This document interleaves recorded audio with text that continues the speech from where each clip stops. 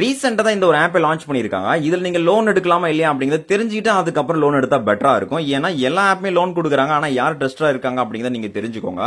So அப்படி இந்த ஒரு ஆப் ரீசெண்டா தான் லான்ச் பண்ணிருக்காங்க. பௌராம் லோன் அப்படிங்கிற மாதிரி இவங்க அபிஷியலா ஒரு வெப்சைட்டை வச்சிருக்காங்க. அண்ட் தென் பாத்தீங்கன்னா இவங்க ஆர்பிஐ ரெஜிஸ்டர் பண்ணிருக்காங்க.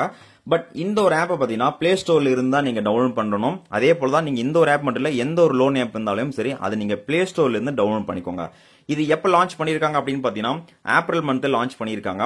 இந்த ஒரு ஆப்ல நீங்க லோன் எடுக்கணும் அப்படின்னா உங்களுக்கு என்ன மாதிரி எல்லாம் டாக்குமெண்ட் தேவை அப்படிங்கறத நீங்க தெரிஞ்சுக்கோங்க. ஃபர்ஸ்ட் ஆஃப் ஆல் நீங்க எடுக்கும்போது உங்ககிட்ட பாத்தீங்கன்னா ஆதார் கார்டு, பேன் கார்டு அப்படிங்கிறது இருக்கணும். நீங்க இந்தியால இருக்கணும். உங்களுக்கு 18 வயசு முடிஞ்சிருக்கணும் அப்படிங்கிற மாதிரியும் நீங்க அக்கௌண்ட் பேலன்ஸை மெயின்டைன் பண்ணணும். மந்த்லி இவ்வளவுதான் மெயின்டைன் பண்ணணும் அப்படிங்கறத மென்ஷன் பண்ணல. பட் நீங்க அக்கௌண்ட் ஓரளவுக்கு அமௌண்ட் மெயின்டைன் பண்ணணும் அப்படிங்கிற மாதிரி சொல்றாங்க.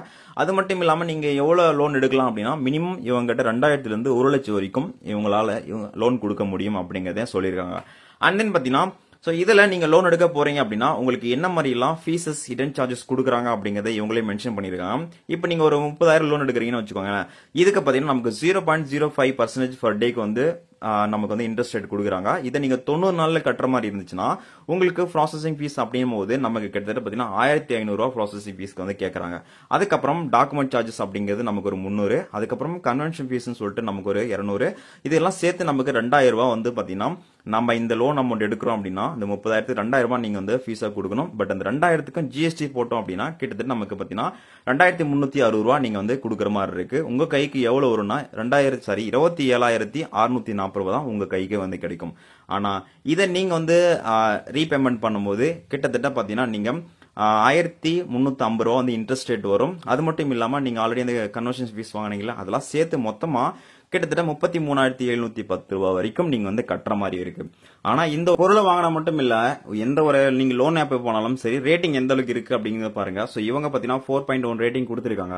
பட் இவங்க மோஸ்ட் ஆஃப் ரேட்டிங் எப்படி எல்லாமே பேடா தான் கொடுத்திருக்காங்க. சோ ஏன் அப்படின்னு பாத்தீங்கன்னா இவங்க இன்ட்ரெஸ்ட் ரேட் டிஸ்கஷன் கொடுத்திருக்காங்க. பட் இன்ட்ரெஸ்ட் ரேட் பாத்தீங்கன்னா உள்ள போகும்போது நமக்கு இன்ட்ரெஸ்ட் ரொம்ப அதிகமா கொடுத்திருக்காங்க அப்படிங்கிற மாதிரி சொல்லிட்டு இருக்காங்க. அண்ட் தென் பாத்தீங்கன்னா இதுல ரீபேமெண்ட் நீங்க பண்றீங்களா சோ அதோட டேஸும் ரொம்ப கம்மியா இருக்கு அப்படிங்கிற மாதிரியும் இருக்காங்க. சப்போர்ட் டீம் நமக்கு பாத்தீங்கன்னா சப்போர்ட் டீம் இருக்கு. ஆனா கால் பண்ணா சுவிட்ச் ஆஃப் இருக்கு அப்படிங்கிற மாதிரி மென்ஷன் பண்ணிருக்காங்க.